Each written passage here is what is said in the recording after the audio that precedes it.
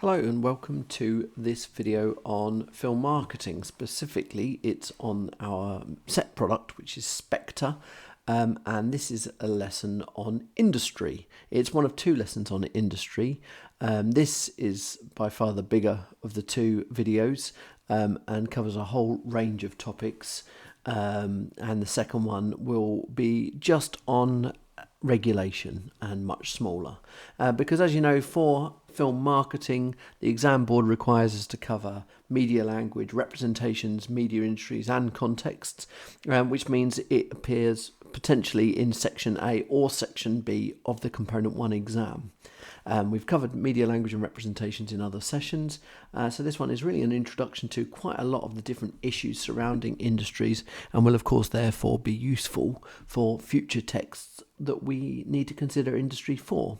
However, our specific learning objectives for this video are to understand the filmmaking process and to relate it to the film Spectre, our set product, and then we're going to explore other issues surrounding film distribution and marketing and promotion of Spectre. Now, this will, as I've really kind of implied, reference and introduce you to a lot of new concepts and ideas, and throughout the video you'll be encouraged to take a moment, take a break and move away and do some research, some quite thorough research and analysis into specifically some of the marketing and promotional elements of the film Spectre. And so, whereas most of the focus up until this point on the course has been on section A, which is representations and media language, section B is very different, mainly because section A is so much more analysis based. Section B is split into, as I've mentioned, industry and audience, and you'll need to know a lot more factual information about our set products. And when it comes to industry, this sort of thing is stuff like ownership, funding, production, distribution, regulation, impact of technology, who the audience is, and why and how they use the product. And of course, in this instance, the product is Spectre.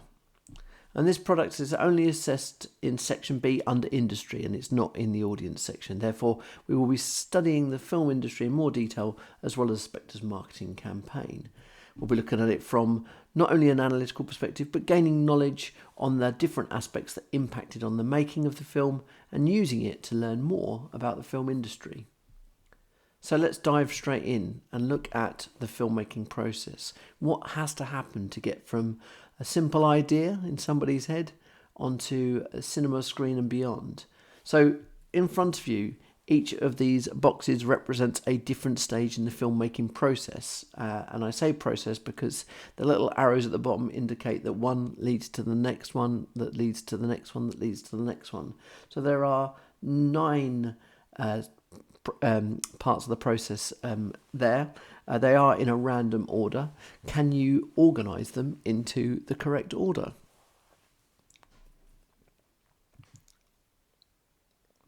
Well, there we go. These are the order they're in. A producer would acquire the film rights to a movie. The screenplay would then be created with one or more writers.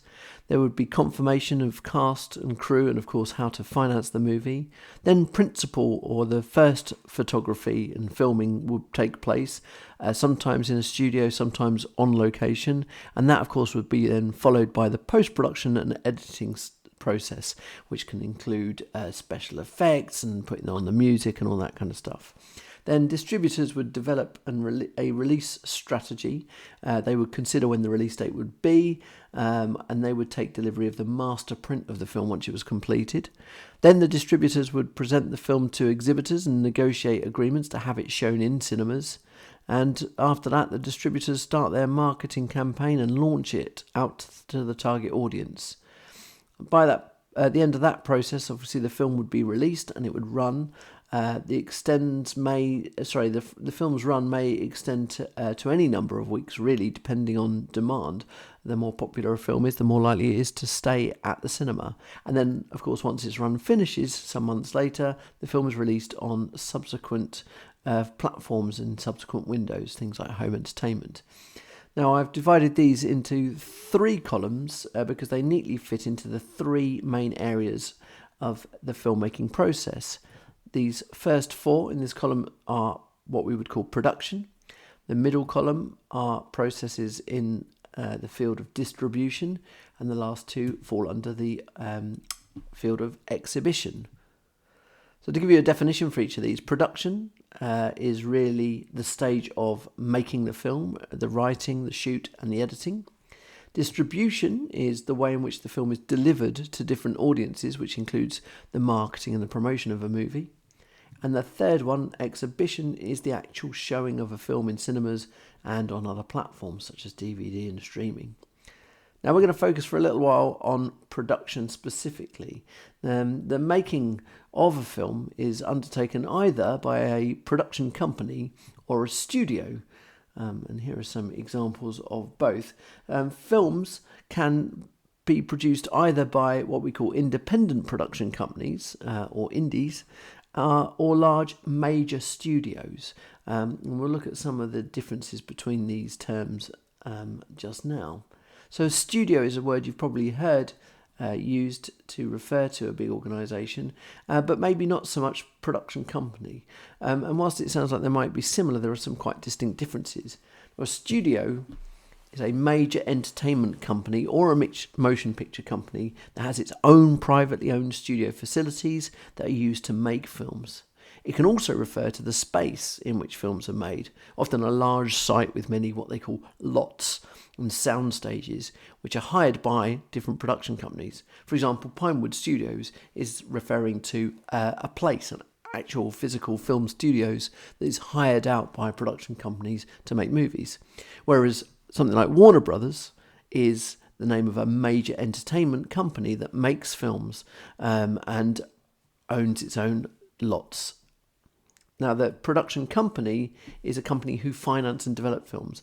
Now, some large production companies may be owned by and be part of larger studios. So, for example, Lucasfilm, which was a not small but a very big independent film company run by the creator George Lucas, was sold some 7 or 8 years ago to Disney.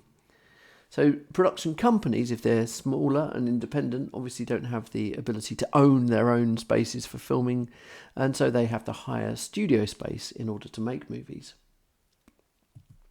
Sticking with studios, currently there are 5 major studios who release a substantial number of films every single year and earn a major share, like major share of the box office revenues. And these 5 major studios are Warner Brothers, Paramount Pictures, Universal Pictures, Sony Pictures Entertainment, and the Walt Disney Studios. If you didn't recognise the names, I'm sure you recognise some of the logos. There was a 6th major studio, 20th Century Fox, but that was taken over by Disney, as so many different production companies and studios have been over the past few years. So let's have a quick look at some of the differences between mainstream movies, which may be made by the major studios, and indie films, which, as the name suggests, are made by independent production companies. So what we would expect from major studios to produce a mainstream, often, if it's going to make its money, what we would call a high concept film. High concept films are produced by major studios. They are part of media conglomerates, and therefore they get the financial ability to back these films with huge budgets. Often these studios are vertically and horizontally integrated, and we will find out more about what that means later on. So all of these bullet points just here are important in attracting a global audience to make sure that the money that's been spent on a big budget, high concept movie gets a return and makes money. So things like high production values due to a large production budget can be seen in the cinematography, the numbers of extras, the costumes, the settings and the special effects. There will often be high profile stars related to the film's genre. Characters will often be very clearly defined and easy to understand, and protagonists therefore are often larger than life and maybe sort of lack the sort of realism or grittiness that perhaps a indie film would have. Stories will often be simple with universal themes to make it as appealing and relatable to as broad an audience as possible, but also, of course, so that storyline and themes translate from country to country. High concept films often have highly dramatic plot situations, and they can play out obviously in the visual appeals, which would include lavish sets, expensive action set pieces and special effects. And they would have elements to it that are easy to promote, for example, an iconic repeatable images or a recognisable soundtrack, something like that, that's not too challenging or defying people's expectations. So just to kind of sort of consolidate that, find a trailer for an upcoming mainstream high concept film, and pick out the features of the trailer that prove that it is both mainstream and high concept. Match up the things that you can see from that trailer with the bullet points above. You might find some, you may find all. So let's look closer at the opposing idea to this, the independent films. Films made by independent production companies also will have a distinctive look and feel. And here are just a collection of some names of independent production companies, film companies that are have made and are making some of the very interesting indie movies that are out there across the world right now. So same again, let's have a look at the sort of criteria, if you like, or a set of characteristics that we might associate with independent film. Technically, or should I say economically, independent films are films that are made outside of the control of a large film company. However, few films that are made are really, really independent. It's more commonly refers to a film that's made by a smaller film company on a lower budget, even if that film production company has a sort of parent company that might be slightly bigger. So an indie film has a set of conventions. So often it will be clear that it has a low budget, and that may include a lack of known acting stars. The settings may be low budgets. They wouldn't see maybe expensive props and special effects. But this is compensated by often having a story to tell, like a focus on the narrative. It might be a subgenre of a narrative, of a more saleable genre. And that might be maybe more of a selling point than the actors, that the story has depth and interest. It may well have a distinguishable content and style. Often many up-and-coming or even more artistic directors work within independent production companies, and their films may have a specific look. And that might make it look different. For example, the use of black and white or maybe more grainy, realistic looks. Sometimes directors will use handheld cameras to kind of create a sort of more gritty, established realism. And there will be evidence, as I mentioned before, that the presence of a filmmaker is trying to get across his or her artistic vision. These are films which are obviously are often celebrated more as art house films than mainstream, having mainstream appeal.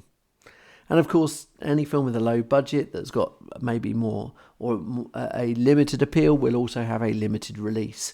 It's often reliant on the initial screenings at things like independent film festivals, and then the success of the film will be used in future marketing materials.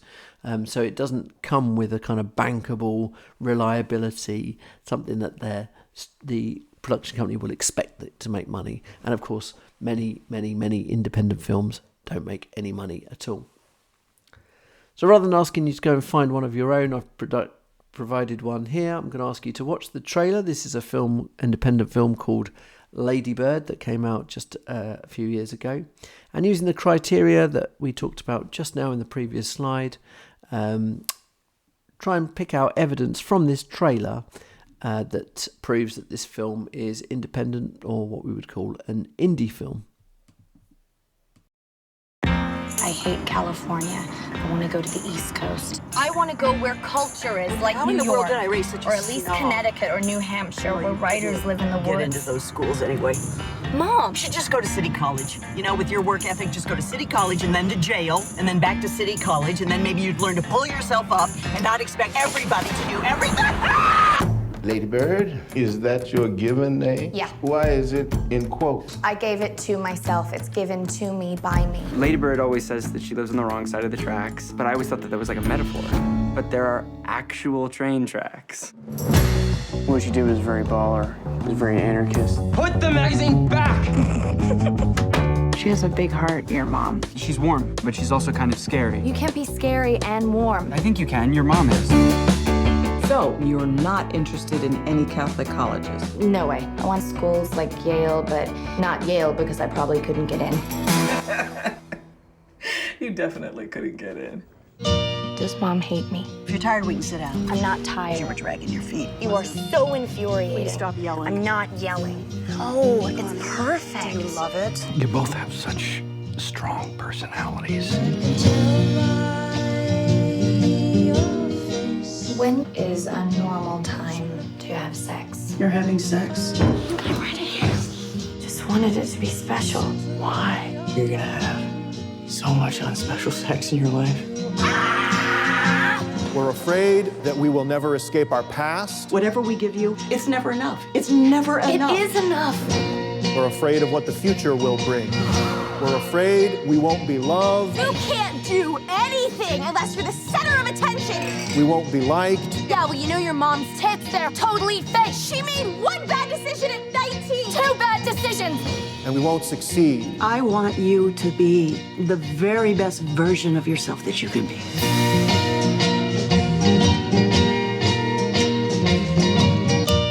What if this is the best version?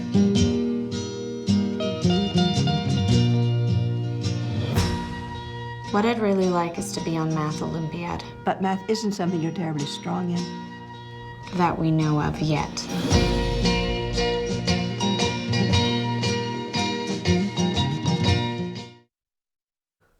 So the coming-of-age movie there, Lady Bird, which was an independent film directed by Greta Gerwig, starring Saoirse Ronan.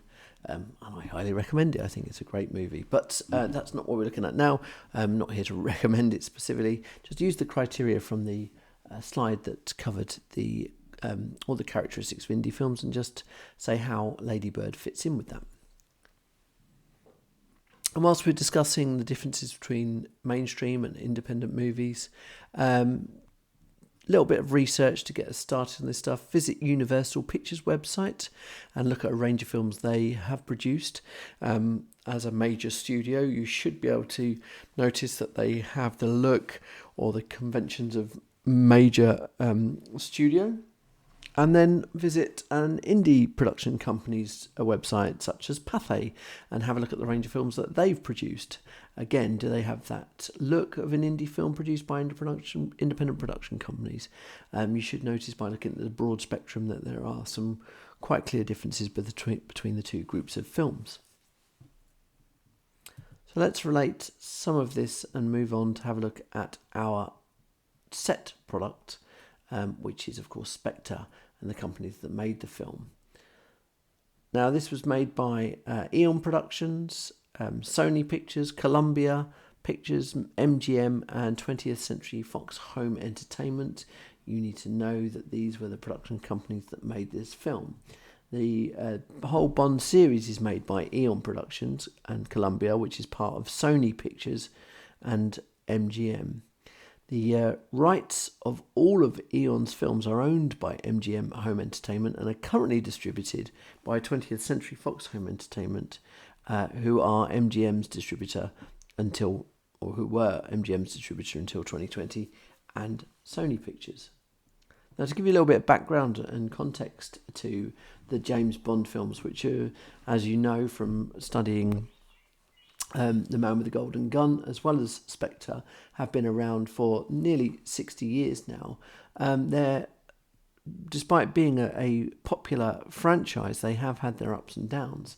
In fact, on April 9th, 2010, where they're a year and a half into making the Bond film before Spectre, which is called Skyfall, the producers decided to suspend production of that movie because MGM were actually spiralling towards bankruptcy.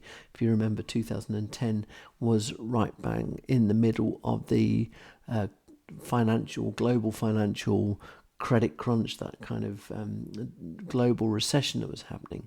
And it wasn't until the end of 2010 when the new owners of MGM were able to secure the finances so that film could continue. And it's lucky they did, because it made over $1 billion at the global box office, more than any Bond film had ever made. And of course, that boost has allowed the franchise to continue. However, would it matter if the Bond franchise had disappeared from our screens? This is kind of a sort of an educated opinion. But what would you say? Why would it have an impact? What would be the implications for you of the Bond franchise disappearing from cinema screens? Okay, next section is a simple question and answer, but I'm going to start with the answer. The answer is $200 million. What do you think the question is? Well, some of you may have suggested that the question is, what is the average budget for a mainstream high-concept movie? But the question actually is, what is the average marketing and promotion budget for a feature film? And this is to do with distribution and marketing. And you know, the question is does have quite a shocking answer, really. $200 million spent purely on marketing a film. Now, as we said, this falls under the section or the part of the filmmaking process known as distribution.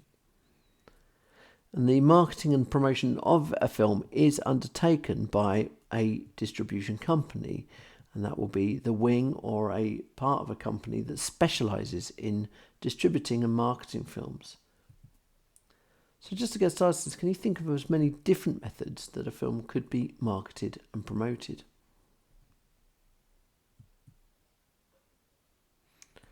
Now, I'm sure one of the things that you mentioned in your list would, of course, been websites.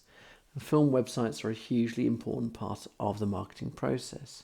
So just to get us started on this, before we look closely at the set product, pick a film website of your choice. Ensure it's the official website, not a fan site. This will work best with the most recent film releases. And then complete the grid that is attached that allows you to do some thorough analysis and include some screenshots from different parts of the website.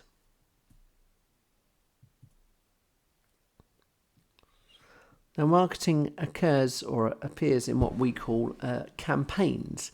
A definition for this word campaign would be all of the marketing when you collect it together as a unified project or strategy that will win or aims to win as big an audience as possible. So for the same film that you just did the analysis of the website for, carry on researching the entire marketing campaign. So consider all of those other aspects of marketing and promotion: posters, trailers, chat show appearances, use of social media, and so on. Try and find as many different versions of all of these marketing and promotional aspects as possible. So let's apply some of this ideas to our set product.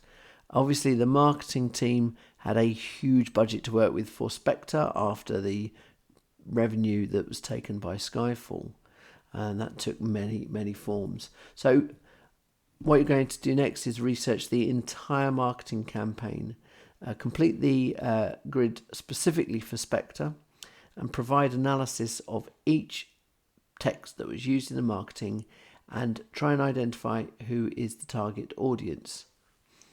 And your research will include a teaser trailer that arrived first of all, which was there to build excitement and intrigue, and then the theatrical trailer, which gave more information about the narrative which was appearing in front of other movies at the cinema. There was a very famous theme song, as there often is for Bond films, this one by recording artist Sam Smith.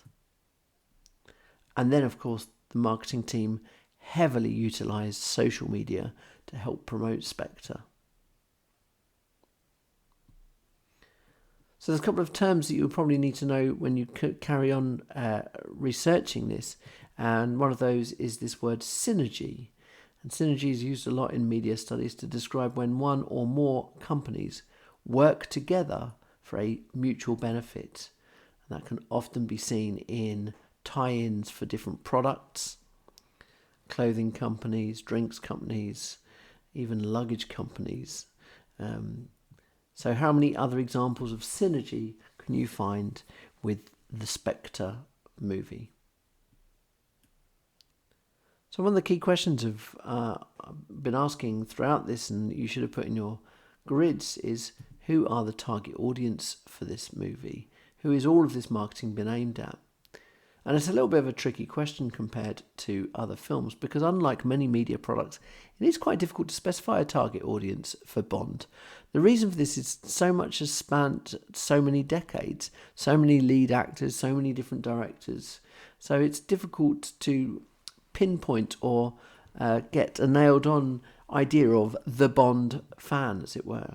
And even if people are outside of the Bond fandom, they might still enjoy the movies. I mean, Spectre had a global distribution, and therefore its audience is considered to be very wide and very international, again, making it even more difficult to pinpoint a specific audience. It's clearly intended for mass audiences, and it has a great commercial appeal. So, are there different ways that the marketing campaign targeted different specific audiences? Because that's the ability of a marketing campaign when they know they've got a broad mass audience to just try and reach those various pockets.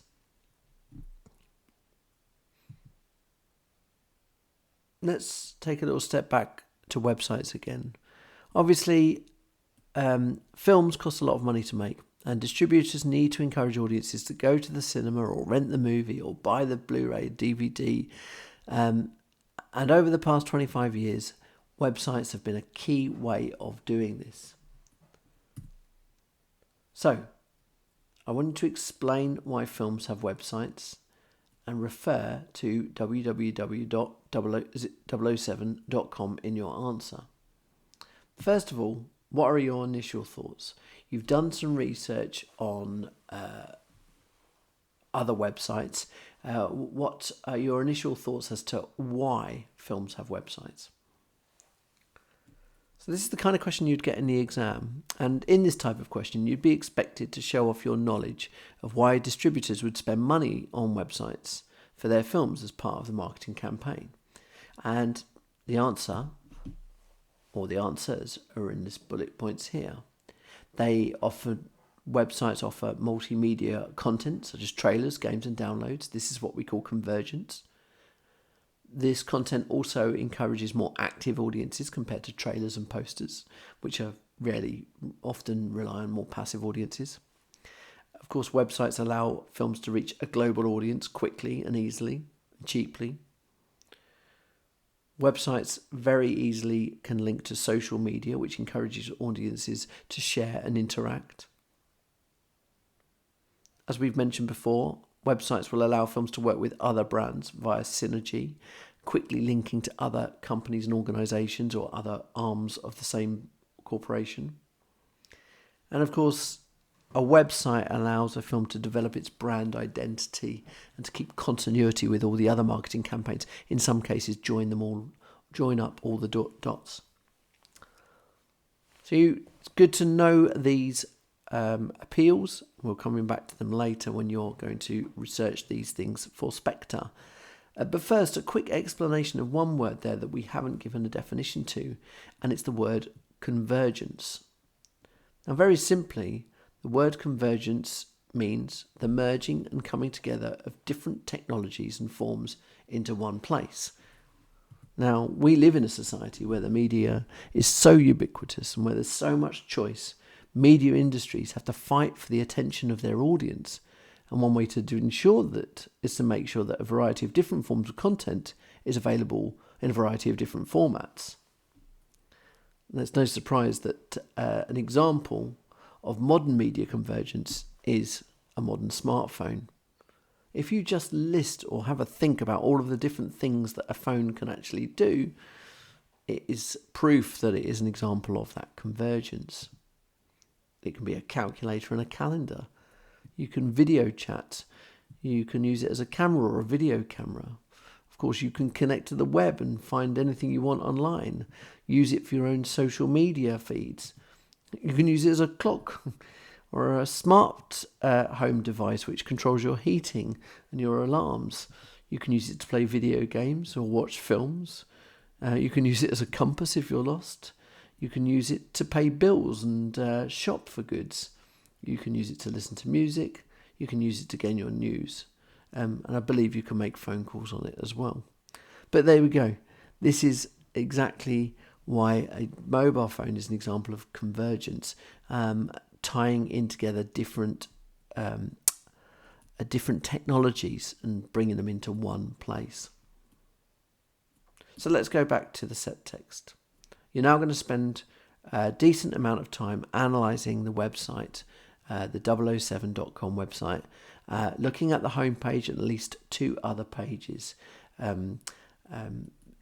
Best to look at the pages, obviously, that refer to Spectre, but don't feel afraid of going and having a look round at some of the others as well. The first one is to analyse the home page and then to label the different parts of the home page that are there. And then, of course, whilst you're doing that analysis all the way through, analysing the different bits and bobs, looking at the different appeals and so on, you're also considering these bullet points we studied before, the reasons why films have websites. Find examples of each of these. They will be evidence that you need when discussing this in potential exam situations. Let's take a step away from marketing and go to that final part of the filmmaking process, exhibition. First of all, what different methods of exhibition are there in film? Well, the most obvious one, of course, is at the cinema. Formats such as DVD and Blu-ray. Showing films at film festivals, as we mentioned, is more common for indie films. Streaming is fast becoming the most popular way of exhibiting a film, and obviously within the past year or so, films may get a dual release at the cinema and streaming at the same time. And then, of course, you've got TV broadcasting, which before we had streaming or DVDs or Blu-rays was really the only way you could see a film outside of a cinema.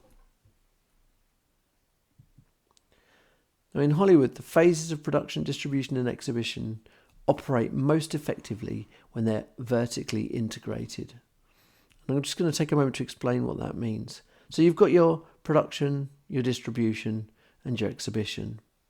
If you imagine all of those things working together, the 3 stages are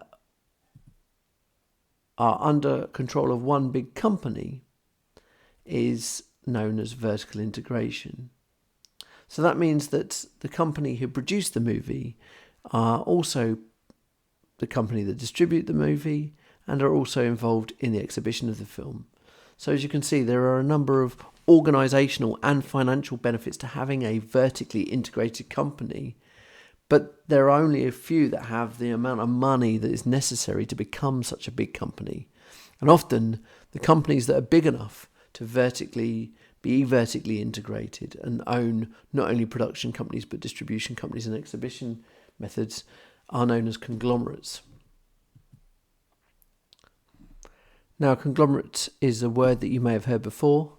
A very simple definition is a conglomerate is a company that owns other companies across a range of different media platforms. So you're getting in ideas of synergy and convergence there already, which increases their domination in the market and the ability to distribute and exhibit the product. I'm sure you recognise this logo. It's a great example of a media conglomerate. It's Warner Brothers, who are actually owned by a huge multinational media conglomerate called Time Warner. Warner Brothers were also the company that made a little-known franchise of films that you may have heard of called Harry Potter. The last of these franchise movies was called Harry Potter and the Deathly Hallows Part 2, and it's a good example of vertical integration. So, if you think, We're talking about that process of production, onto distribution, then to exhibition. That's how it moves. And so hopefully you'll see from this that one big organisation like Warner Brothers can be involved in every aspect of that. So for production, Harry Potter and Deathly Hallows Part 2 was created by Warner Brothers Pictures in association with a smaller production company called Heyday Films. When it came to distribution, the film was marketing using several of Time Warner's companies. For instance, HBO ran a behind-the-scenes making of Harry Potter 7 before its cinematic release. CNN, which is another Time Warner company, was able to use its position as a news station with worldwide links to promote the film through its Larry King special program, where actors from the film were interviewed before the red carpet premiere. Time magazine also ran special features on Harry Potter before and after the film was released, not only to ensure people went to watch it at the cinema, but also to keep that interest going for DVD sales. And then onto exhibition, Warner Brothers was able to use its Warner Brothers International Cinemas chain to show the film to a worldwide audience. In the United States, HBO broadcast the Harry Potter and the Deathly Hallows Part 2 television premiere, which allowed HBO to profit by having exclusive rights to show the worldwide box office hit. But it also meant that Warner Brothers profited from the integration of Time Warner companies because their product marketed by HBO across several different media before it was shown. So there you go. It's from one aspect to the next, and you can see that obviously there is a huge benefit to media conglomerates vertically integrating or being vertically integrated to save money and often save time as well. So can we apply this idea of vertical integration to our set product, Spectre? Well, as we've mentioned before, the James Bond series is produced by Eon Productions, which are a British film company but based in London. But it was also produced by Sony Pictures and MGM. Now, at the moment, the video rights of all of Eon's films are owned by MGM Home Entertainment and controlled by MGM's distributor, 20th Century Fox Home Entertainment. So there's part of the production. They own part of the exhibition means, and of course that ties in with the distributor as well. So the answer is yes, we can see that Spectre is an example of a movie that was vertically integrated or benefited from vertical integration. So, okay, before we finish up and have a look at how this fits into the exam, just a quick test of knowledge, a secret missive from the quartermaster, Bond's helper, companion, character Q. He has sent us a letter with some blanked out words, but we know that the words are there on the left-hand side. Can you fill in the blanks? So, Spectre was co-produced by MGM, Eon and Columbia, part of Sony Pictures, the latter being part of MGM as well. Sony Pictures are also the institution responsible for distributing the last 4 films in the Bond franchise, which are, as of this moment, Casino Royale, Quantum of Solace, Skyfall and Spectre. Sony has had the rights to market and distribute the franchise's movies since Casino Royale, with Daniel Craig's Bond movies grossing more than $3.5 billion at the worldwide box office. The two institutions that control the franchise, MGM and Eon Productions, oversee the production of the actual movie. However, the producers Barbara Broccoli and Michael G. Wilson have final say over every line of dialogue, casting decision, stunt sequence, marketing tie-ins, TV ads, posters and billboards. Sony contributed 50% of the finance for the production budget for Spectre, which totaled some $250 million. However, it received only 25% of profits once all the costs were accounted for. So, how does this all appear in the exam, everything that we've done so far? So this section of the exam will test you on a range of specific details, and I think that's the key here, the details that you've learnt from analysing some of those marketing and promotional tools, as well as the industry as a whole. So questions could look like this. They are stepped, and some are short answer questions that are worth just 1 or 2 marks. And then, of course, you build up to a bigger question. In this instance, explain why films have websites, which can be worth up to 10 marks. And you'd be expected to refer to our Set Products website for that. So just have a quick think from the presentation on the video that you've just been watching, and the research, of course, that you conducted throughout. Do you think you could answer all 4 of these questions? Of course, if the answer is no, then do you know where you could start looking for this information? Make sure all your notes are complete, and that includes that thorough analysis of the 007 website and the pages on Spectre. This is all the information that you'll need for this section. And as I said, we will continue this with a second video that's much shorter on the regulation of film. Thanks very much for watching.